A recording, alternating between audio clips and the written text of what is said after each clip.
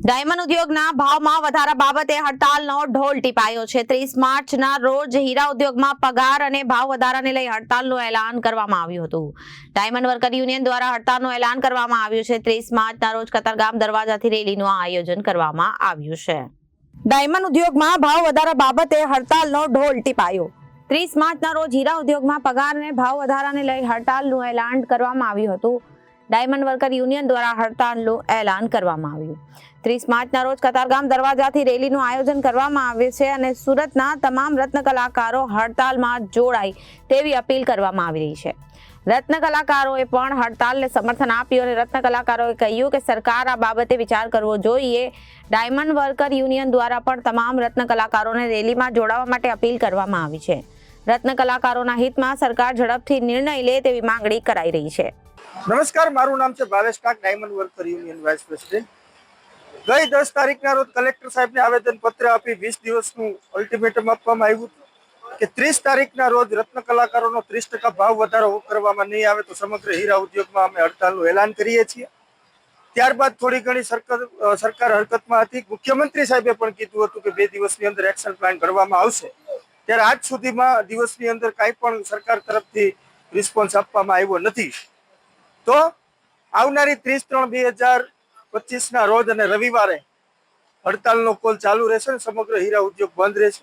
અમારો જે ઉદ્દેશ્ય છે કે ભાવ વધારાની ઉચ્ચ સ્તરીય સમિતિ બનવી જોઈએ અને જે પડતર માંગણીઓ છે, રત્ન કલાકાર કલ્યાણ બોર્ડ હોય, આર્થિક પેકેજ હોય, વ્યવસાય વેરો હોય, આ બાબતે સરકારે જવાબ આપવો જોઈએ। કતારગામ દરવાજાથી સવારે 9 કલાકે રત્ન કલાકાર એકતા રેલીનું આયોજન કરવામાં આવશે અને આ રેલીની અંદર હજારો સંખ્યાની અંદર કારીગરો જોડાશે। આપના માધ્યમથી રત્ન કલાકારોને આહવાન કરવા માંગુ છું કે આજે 10 વર્ષથી તમારો ભાવ વધતો નથી। આજે હંમેશા રત્ન કલાકારોનું જ્યારે મંદી આવે છે ત્યારે શોષણ કરવામાં આવે છે અને ભાવ ઘટાડી દેવામાં આવે છે।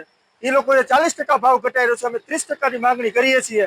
તો તાત્કાલિકના ધોરણે ભાવ વધારવામાં આવે ને ઉચ્ચસ્તરીય સમિતિ બનાવવામાં આવે અને આ રેલીની અંદર તમામ રત્ન કલાકારો જોડાય અને આ રેલીને સફળ બનાવે અને કાલ રવિવારના રોજ સમગ્ર હીરા ઉદ્યોગ બંધ રહેશે એવી હું આપના માધ્યમથી માહિતી આપવા માંગુ છું અને વિનંતી કરવા માંગુ છું કે એક પણ કારખાનું ચાલુ ન રહે।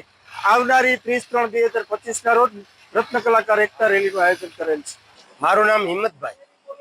હડતાલનું આયોજન છે તો હડતાલ માટે તો કારીગરોને અત્યારે કોઈના ઘર ચલાવવા એ પોહાય એમ જ નથી, કારણ કે જો શેઠિયા જ એને જો સલામતી આપે તો બિચારા ઘર ચલાવી શકે ને।